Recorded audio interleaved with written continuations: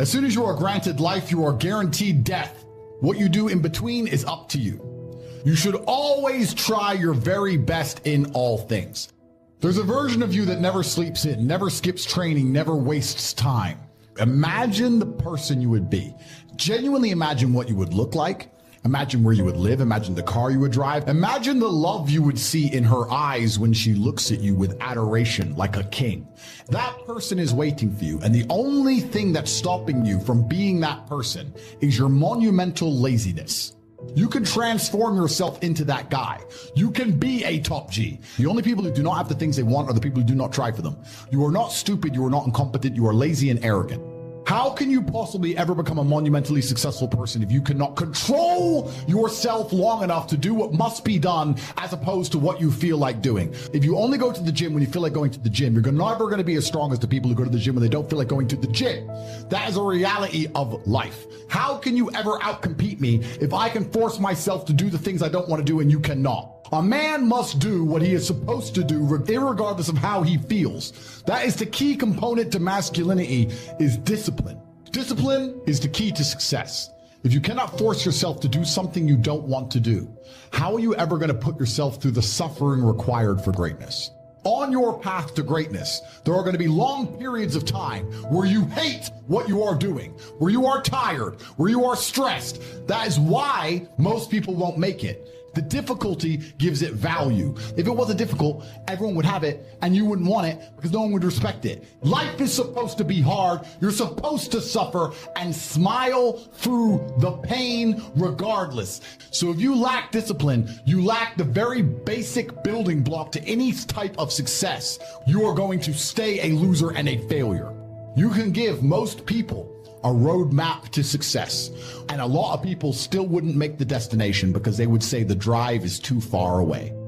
They don't have the discipline. You can tell them exactly how to do it, but they don't have the discipline to complete the drive and end up at the destination. This is your competition. Even me, with my monumental powers, I can't make a quitter successful. If they are a quitter, guess what they're going to do? They're going to quit. Somewhere along the drive, the sun's going to get in their eyes, and they're going to sit there and go, I don't like this is hard, and they're going to quit. If you're a quitter, I can't help you. God himself cannot help a quitter.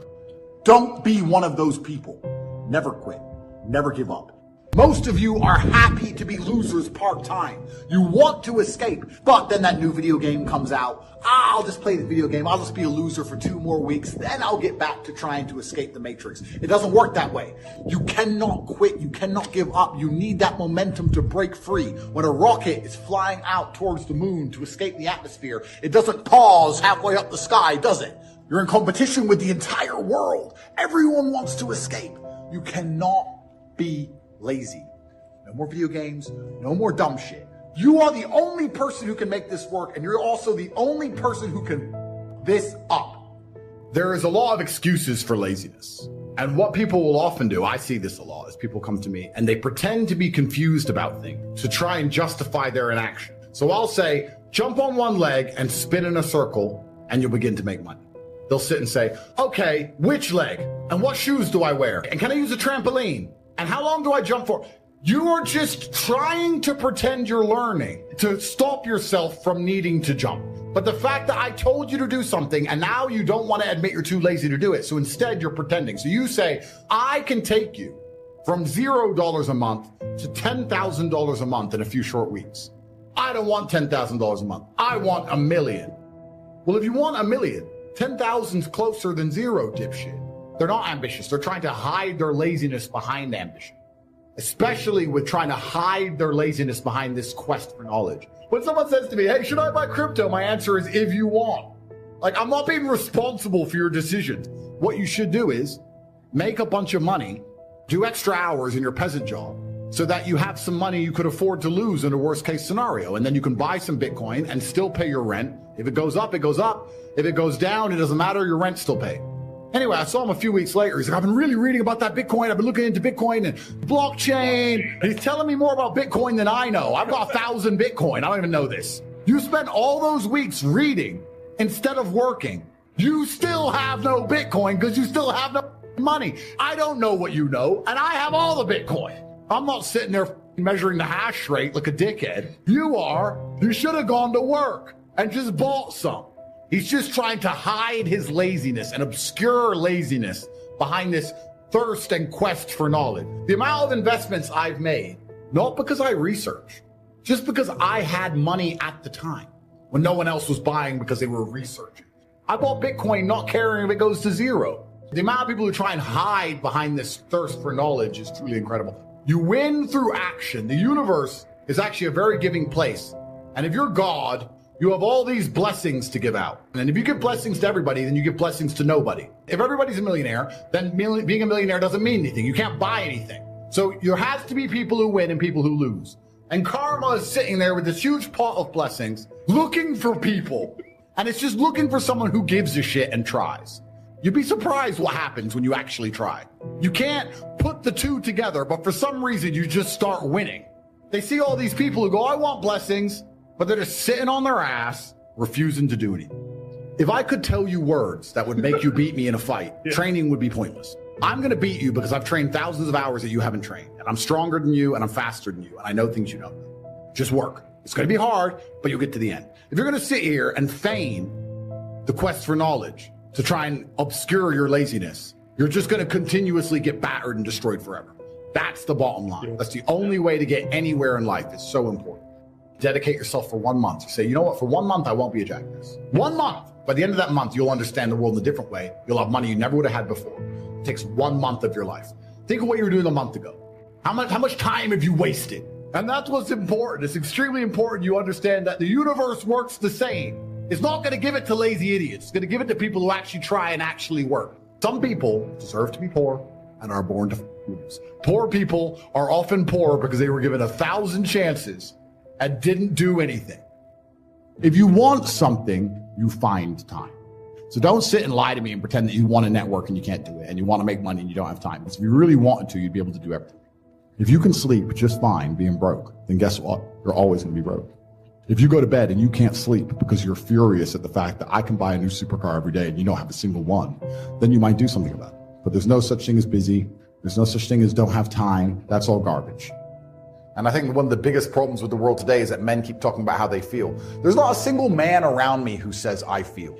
You wake up and you have a list of things that need to be done. You're either going to do them or you're going to make excuses. And how you feel has no bearing on that list. The list must be completed irregardless of how you feel. So why are we even putting importance on those feelings? If you have values, whatever they are, then you're going to have to sustain those values. If you don't work for something or you're not prepared to suffer or struggle for something, then you don't love it and you don't believe in it anyway. If you love a woman, you'll struggle to keep her. Right. If you're not working for it, then you don't love it anyway. So the values come with obligations, and those obligations are to fulfill your duty irregardless of how you feel. If you ask the average man to think back on the times of his life that he really suffered or he hated, usually if they're a good man, retrospectively, they're glad they happened. War is certain for all of us. We're all fighting different battles. You can either suffer the intense pain it requires to become a somebody or suffer the intense pain of being a forever nobody. Pain is an extremely important part of the equation. The worst thing that can happen to you as a man is you live a life with no pain in it. To be born into a rich family and have a nice, easy life, and you don't have to go to the gym and not have to train because you have bodyguards. You're going to be miserable and unhappy and a drug addict buying prostitutes. You're only going to feel confident in yourself and feel happy when you've been through hell and come out the other side. So, the person who is waiting for you, he requires your motivation, also requires huge amounts of pain. So when bad things happen to you, do not sit at home and lament. Instead, look in the mirror and say, thank you, God, for giving me one of the ingredients that is needed for the chemical concoction that is going to turn me into a superhero. I want you to get pen and paper and write down everything you want to achieve in the next 4 years, the children you want to have, the car you want to drive, the money you want to make. I guarantee you, every single thing you write down on that piece of paper is going to come true. Everyone has a dream. But not many people have a plan. A dream and a plan are different things. When you say to guys, do you want to be rich? Yeah, I want to be rich. How will you get rich? When's the last time something fantastic has ever happened on accident? When's the last time you've seen a big jacked dude and you say, hey man, how'd you get so jacked? And he goes, dunno, oops. No, he planned it. He went to the gym, he ate a certain way. It's exactly the same with getting rich. You need a plan to get rich. Everyone out there has a dream, but very few people have a plan. The best thing about being a man is that You get to build your character. It's very much like a video game. You start off and you get to decide which of your stats you're going to work on. A lot of people aren't sure what they even want. So first you need to decide what you want to do and what you want to be, and then you need to start working towards it. You have to design your dream life. Who's your woman going to be? Is she blonde? Is she brunette? What car are you going to drive? You can design your dream car right now, and you can choose the color. You can choose the wheels. You can choose the carb. How much does it cost to the dollar? You don't even know what your dream life is. How do you expect to get to a destination when you don't know where you're going? It's easy to get trapped by economic necessity and settle for existence rather than substance. But the best advice I can give you on how to break out of that trap is to learn how to set goals. See, reasons will change your whole life. Life has a mysterious way of hanging on to all the answers and only gives them up to the people that are inspired by reasons. Now, what are some of the reasons for doing well? Let's go through a quick list. First is personal reasons. Some people do well for respect. Some people do well for the way it makes them feel. They love the feeling of being a winner. Once in a while somebody says to me, boy, if I had $1 million, I'd never work another day in my life. That's probably why the good Lord sees to it they don't get their million, right? They'd quit. They'd quit. Next is family reasons. Some people do extremely well for other people. Sometimes we will do things for somebody else we will not do for ourselves. Good question tonight. What's got you turned on? What's got you bombed out of sight to get up early and stay up late and hit it all day? What's got you turned off? When I found the answers to those two questions, my life exploded into change. I've fallen out of the sky a few times, but I've never lost that drive to make something unique out of my life. See, reasons altered my whole life. Sometimes it doesn't take much. Sometimes those little reasons are the most powerful reasons that can change your life. One of my dear friends, Robert Depew, Bobby used to be a school teacher, one day decided he wanted to get into sales. When he did, his brother laughed at him. Said, Robert's lost his mind. Bobby said, the way my brother acted when I got into sales, he said, that made me so mad. Today, Robert happens to be one of my millionaire friends. Bobby's rich. And my question for you tonight is it possible to get that mad? Wealth is not a matter of intelligence. It's a matter of inspiration. Hey, get you a long enough list of reasons so that after tonight you never lack for inspiration. Now, let me give you a little simple formula for goal setting. First of all, I've divided goals into two parts. First is long range. Your dreams for the next 3, 5, 10, 20, 30, 40 years, actually the rest of your life. You've got to keep dreaming. Where do you want to go? What do you want to do? What do you want to be? What do you want to see? There's a Bible phrase that says, without dreams and visions, people perish. Here's the second part of goals, short range. That's your goals for tomorrow, this week, this month, this year, the immediate future. That starts building your strong feelings to go for your dreams. Make sure you've got your economics well planned. What if you asked somebody tomorrow if you could see their meticulously well-planned list of economic goals? They say, you some kind of a nut? You must be weird. Hey, I found out what success is. Success is doing what the failures won't do.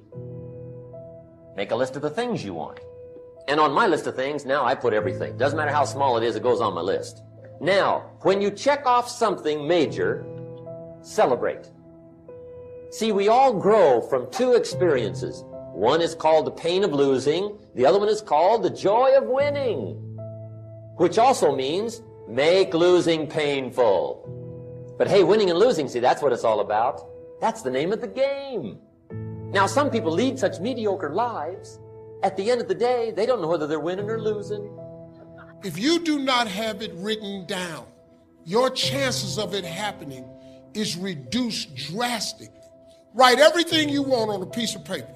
Use your wildest imagination. If you can think it, you can achieve it. Come back here 1 year from today and see how much of that stuff then came true.